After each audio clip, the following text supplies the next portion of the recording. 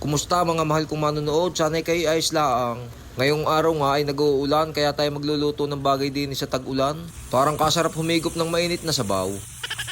Diyan nga ay hinugasan ko na lang ayos yung ating biniling karning baka. Buto-buto are. Yan oh, kagaganda. Sariwa-sariwa. Wow! At may hiling pang malaking buto. Yan oh. At matapos nga nating hugasan ng karne ay tayo magagayat naman din ng ating mga ilalahok. 3 sibuyas ang ating ilalahok diyan. Maglalahok din tayo diyan ng 2 pirasong mais. Gagayatin laang natin ng papaganyan. Puputol-putulin laang natin ng medyo maliliit para madaling pang-usin. Pang-usin. Ang ating nga palang lulutuin ngayon ay nilagang baka, pero lalagyan natin ng mais. At din nga sa bandang are ay ilalagay na natin ang ating mga ginayat, pati mais, isasabay na natin. Lalagyan na rin natin ng mga pampalasa at bitchin ang ating gagamitin dyan. At lalagyan na rin natin ng kaunting pamintang durog na durog. At pag ako'y naglalaga ay gusto ko may pamintang buo, kaya lalagyan din natin ng kaunti. Tapos lalagyan din natin siyempre ng pampaalat, aring asin. Tatansyahin nyo lang at baka mapaalat. Pero kung kayo may pates, pwede rin. Pagkatapos nyan, ilalagyan na natin ng tubig, yung pantay lang sa karne. Mamaya na lang magdadagdag pagkulang. Aring nga pala isasalang natin sa pressure cooker ng mga 1 oras para malambot na malambot. Pero kung kayo walang pressure cooker, ay siya, mga 3 oras na rin palalambutin.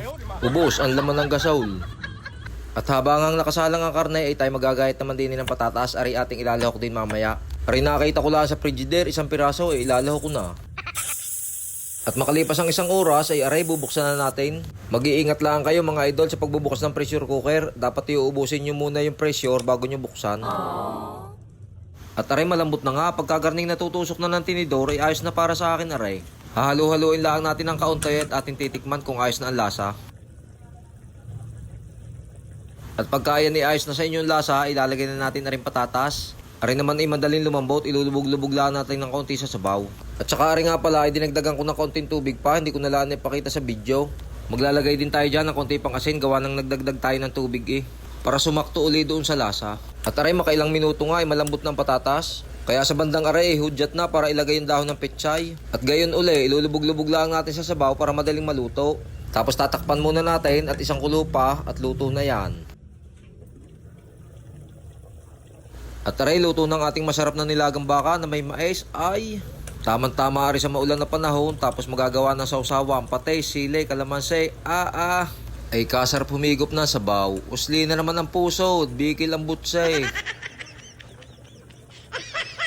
Ay, kita nyo gayan? Itsura pa lang ikasarap na. Sa mga gusto pong magluto ng garne, pwede nyo po aring gayahin. Kadali lang lutuin. Basta may pressure cooker, kabilis. Pero kung walang pressure cooker, edi sa kaserula, ayos lang yun.